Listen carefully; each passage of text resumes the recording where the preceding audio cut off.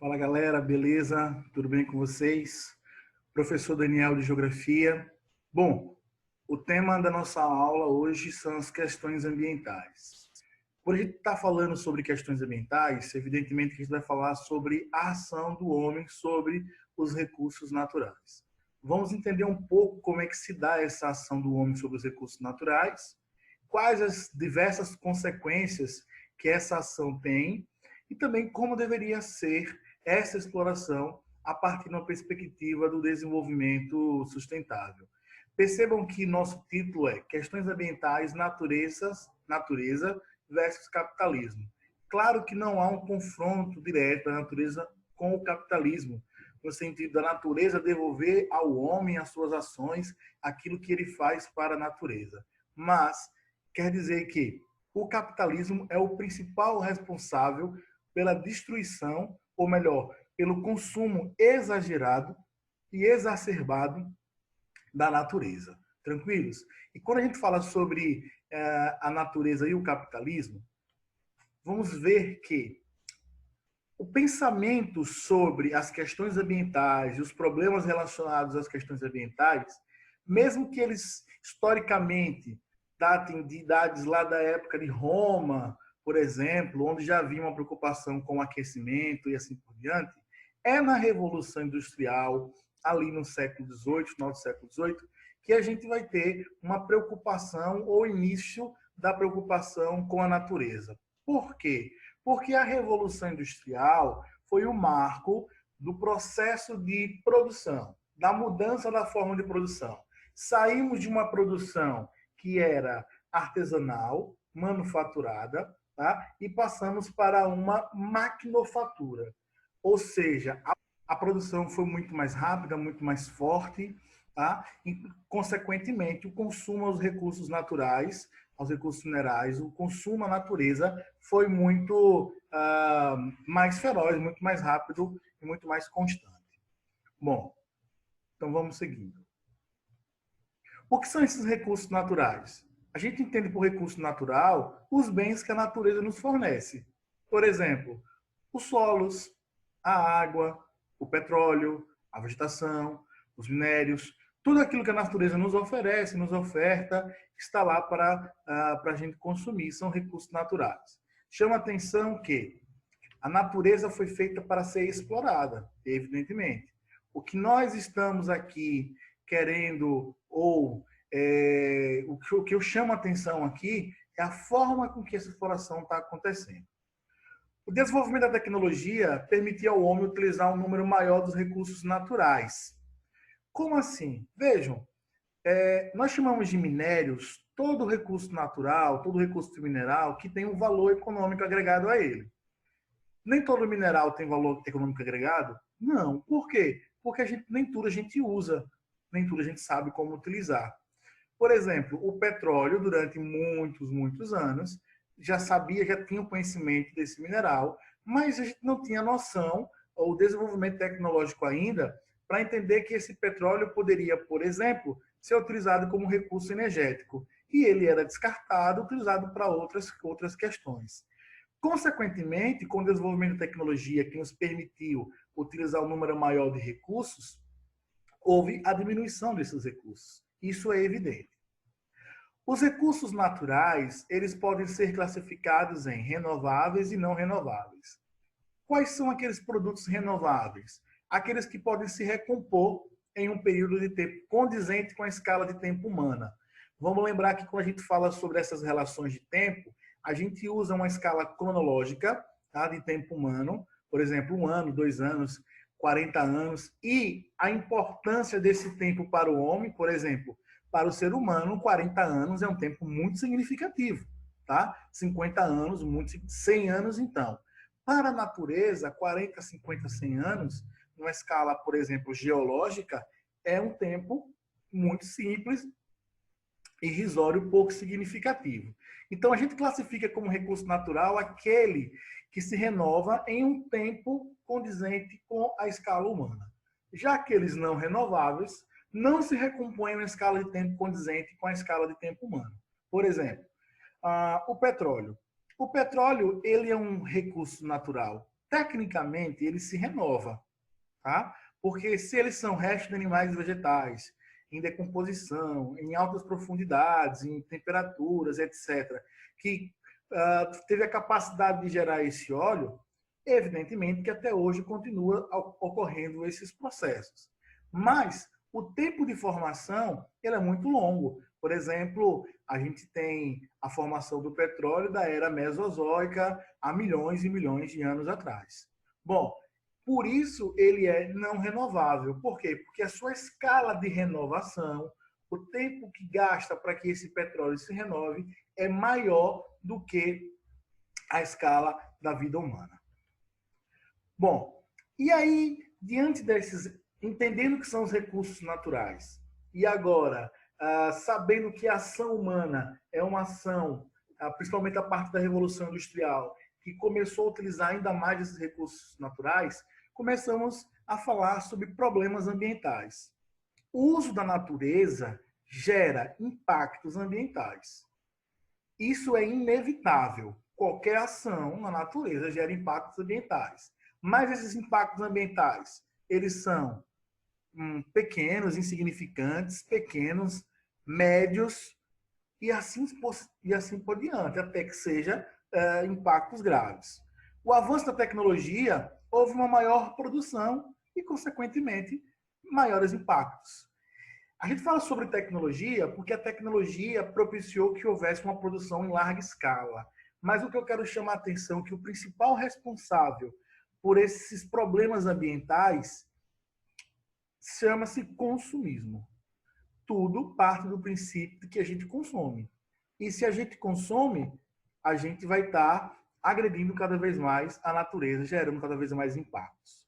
A produção industrial é a principal responsável pelos impactos na natureza, mas eu coloco aqui também a mineração como sendo um vetor importante, porque a gente vai ver que alguns problemas que aconteceram no Brasil e no mundo vieram também da questão da mineração. Por que a gente fala da produção industrial? Porque é uma produção em larga escala, transformando minério e ferro em barra de metal, em aço, e esse aço vai gerar, vai ser matéria-prima para outras indústrias, e máquinas, equipamentos, e isso gasta água, gasta energia, enfim. Quanto mais se produz, maior é o impacto. Claro, se produz porque tem quem consome, tá? Então eu coloco o consumismo como sendo o principal influenciador desses problemas ambientais. Como produzir e gerar baixos impactos? A grande discussão sobre o tema fez surgir diversas ONGs, diversas organizações não governamentais, diversos tratados, como é o Protocolo de Quioto, Copenhague 15, Rio +20 e assim por diante, e as conferências. A forma que nós temos de produzir e gerar baixos impactos, veja que o nome é produzir e gerar baixos impactos, não é produzir sem gerar impactos, até porque é impossível uma produção sem impactos. E aí a forma que nós temos para produzir e gerar baixos impactos é o desenvolvimento sustentável. O que é isso? O desenvolvimento sustentável é a capacidade de suprir as necessidades da geração atual, sem comprometer a capacidade de atender às necessidades das futuras gerações. É a gente usar a natureza de maneira que as futuras gerações consigam também utilizá-la e o nosso uso não vai impactar diretamente na usabilidade desses recursos, na sobrevivência da população. Claro que a gente pode falar assim, professor, isso é meio utópico, não? Sim, porque nós, seres humanos, não vivemos pensando na perpetuação da espécie. Nós vivemos pensando no nosso estado hoje, na nossa necessidade hoje, e por isso temos várias formas de consumo, várias práticas de comportamento. Os países adotam diversas leis ambientais para evitar os impactos e desastres ambientais. Vejam vocês que o Brasil é um dos países com as leis ambientais mais completas do mundo. Mas qual é o grande problema? A execução dessas leis. Principalmente quando essas leis, ou quem tem a capacidade de fiscalizar e criá-las, tem interesses específicos relacionados à exploração do meio ambiente. A gente sabe que os políticos, de uma forma geral, são donos de fazendas, de propriedades, de atividades agrícolas de uma forma geral, industriais, e as leis e as fiscalizações sempre são mais brandas nesse sentido, por causa dos interesses de grande parte dessa população. E, claro, quanto mais desenvolvido o país, mais rigoroso é a sua lei e também, além de ser mais rigoroso, esses países, a fiscalização também vai acontecer de uma forma mais intensa e esses países vão buscar aqueles mais inferiores, com leis brandas, ineficazes ou até mesmo inexistentes, para fazer o consumo dos seus recursos naturais. E a pergunta é, o capitalismo, que eu coloquei aqui, o consumismo, é o principal vilão dos desastres? Na minha concepção, sim. No meu entendimento, sim. O capitalismo, o consumismo é o principal vilão dos desastres, porque se não houvesse esse consumo desnecessário e exagerado, evidentemente que essa produção seria menor.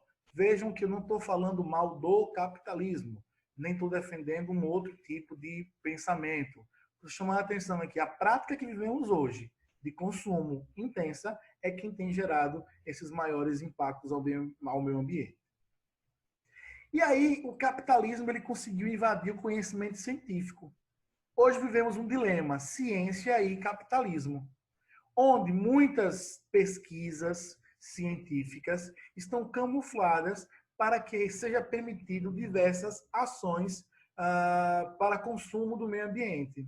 Pesquisas hoje mostram que a ação do homem no aquecimento global é menos intensa do que se pensava e até mesmo do que se divulgava como ciência, mostrando aí que grupos capitalistas têm se invadido diversas áreas científicas para defender uma tese de um específico, uma tese específica sobre o conhecimento científico.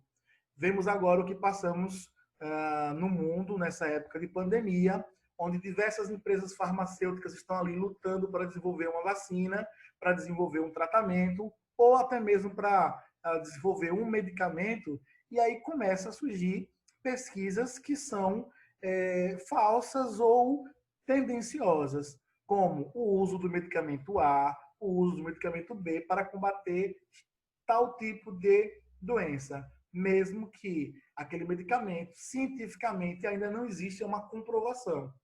Tá? Então, isso acontece, não é de agora, isso acontece sempre, principalmente depois que o capitalismo começa a ganhar o mundo ainda mais, de uma forma mais intensa e assim por diante. Então, a gente percebe essa ação do capitalismo dentro da ciência, para fazer com que a ciência esteja a seu favor e aí ele consiga desmatar, ele consiga retirar mais minérios, emitir gases poluentes e assim por diante. Imagine que quem é que tem o maior interesse em dizer que o aquecimento global não tem causa humana? Aquelas empresas que emitem muitos gases poluentes, beleza? Ou aquelas empresas que vivem das energias tradicionais, altamente poluentes, como petróleo e assim por diante. Mas, contrapondo a isso, existem pessoas, grupos que defendem que sim, que o aquecimento global é ação humana e que essas empresas que utilizam as energias tradicionais, petróleo, o gás, o carvão e etc., precisam mudar a sua prática. Aí, quando você vai ver quem mais investe nessas linhas de pesquisas, são aquelas indústrias que usam energias sustentáveis ou que produzem energia sustentável. Então, hoje estamos dentro de uma situação mundial onde há uma luta e uma situação muito complicada entre o capitalismo e a ciência. O que realmente é a ciência, o que realmente é eficaz para um povo, para uma nação, para a humanidade, e aquilo que está sendo usado para produzir mais. Então, o capitalismo ele também tem essas ações dentro do nosso processo de vida hoje do ser humano. Bom, dentro dessas ações que nós temos a respeito da ciência e do capitalismo, a gente agora vai entrar em algumas ações humanas ou alguns impactos ambientais que tiveram a ação humana influenciada por esse consumismo, por esse capitalismo e acabou agravando ou gerando esses impactos. A desertificação. Galera, O uso inadequado do solo, geralmente em práticas agropecuárias intensivas, beleza? Que é o principal responsável, e também os desmatamentos, mas os desmatamentos normalmente são para que aconteça, para dar espaço a essas atividades agrícolas e pecuaristas, é o principal causador da degradação dos solos. E a desertificação é a última etapa desse processo. A desertificação é uma atividade ou é um processo natural. Acontece por questões naturais. A grande questão é que, como o homem usa de medidas, por exemplo, agropecuaristas, atividades intensivas, usa muito solo, acaba desmatando e assim por diante, ele acaba acelerando esse processo de desertificação, que teoricamente é um processo natural.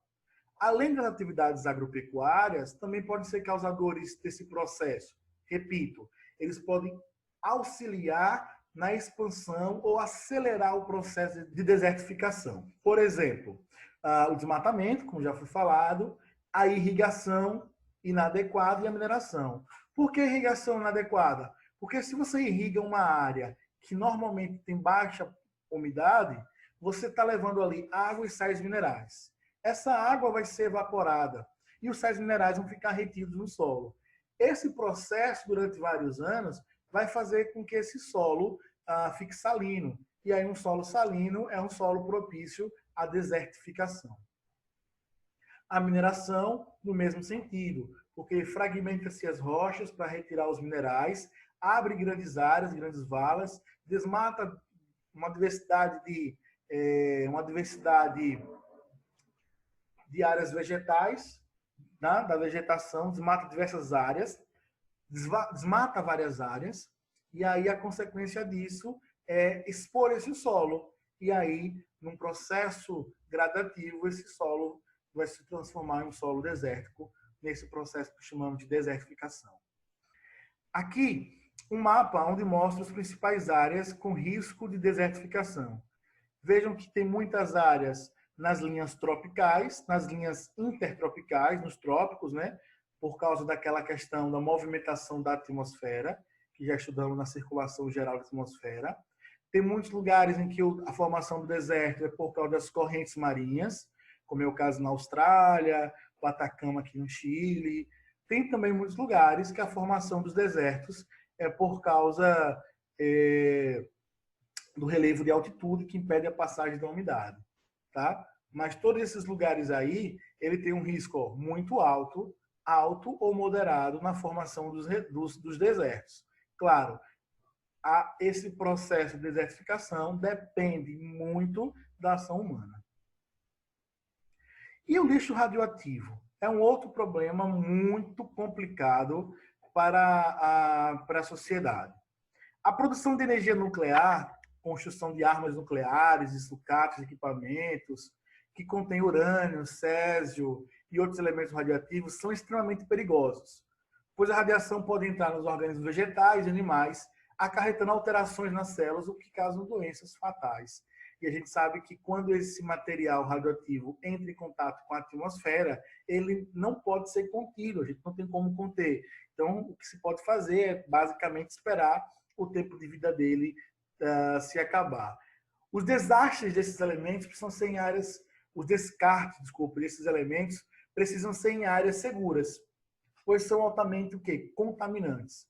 Grande parte dos países, pasmem vocês, eles pegam esse lixo radioativo que gera desse lixo, colocam em túneis, colocam em caixas de concreto com chumbo e jogam lá no fundo dos oceanos, porque esse concreto, esse chumbo, o chumbo contém a radiação e esses concretos impedem que as pessoas acessem essas caixas, esses túneis e que essa radiação possa vazar. A geração de energia nuclear é uma geração muito forte de energia, mas o grande problema disso aí, evidentemente, é a contaminação. Vejam, Chernobyl, 1986, tá? Foi uma contaminação por radiação, onde uma indústria de produção de energia nuclear teve um problema no seu reator e houve um vazamento. Até hoje, vem imagem da usina e ali imagem das consequências das pessoas. Até hoje, dentro da área da usina, o nível de radiação é incalculável. Vejam que tem fotos da época, pessoas com transtornos, deficiências intelectuais, deficiências físicas, tá? A pessoa comprando frutas e legumes ali, mas medindo o nível de radiação. Então, o acidente de Chernobyl, por exemplo, é um dos fatos que a gente percebe ser mais complicado da energia, de usar as questões, a energia nuclear. Tivemos aqui no Brasil, em Goiânia, em 87, com o Césio 137, onde um hospital foi desativado e ficou ali um aparelho de mamografia que usa radiação, né? Que é o famoso lá o raio-x, assim por diante. E aí, catadores de sucata pegaram, desmontaram, encontraram um tubo de um material que era brilhante. Foi o que esses caras fizeram. Eles abriram esse tubo. E aí foi uma febre ali no bairro deles. Vejam que esse cara passou na mão porque brilhava. A consequência desse aí, ó, 11/10/87. A mão começou a queimar. Vejam os danos que ele ficou na mão. Perdeu um dedo ali um dedo de cada mão, criou aquela bolha, aquele abscesso ali, que dura até hoje. E essa menina foi a primeira que morreu. Veja ali a queimadura, ó,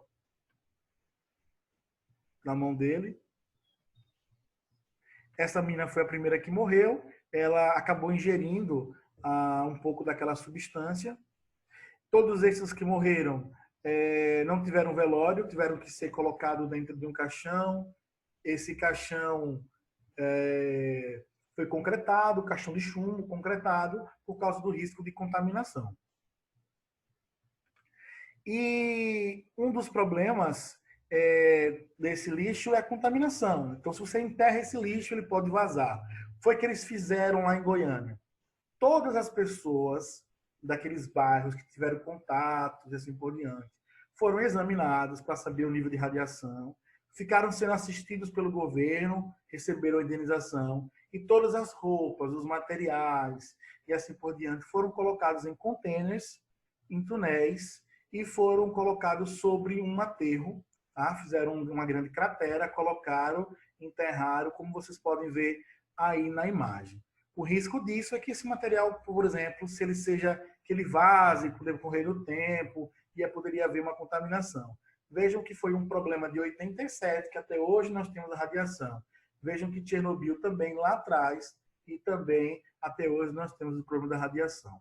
Beleza? Então, por hoje é só. Por hoje vamos falar somente sobre esses dois impactos ambientais, que é a formação do processo de desertificação e o uso inadequado do lixo, o uso inadequado dos elementos radioativos e o que fazer com o descarte desses elementos radioativos. Tranquilos?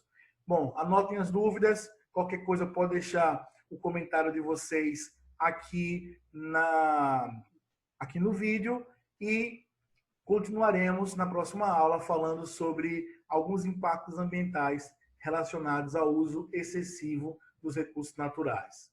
Um grande abraço e saudações geográficas.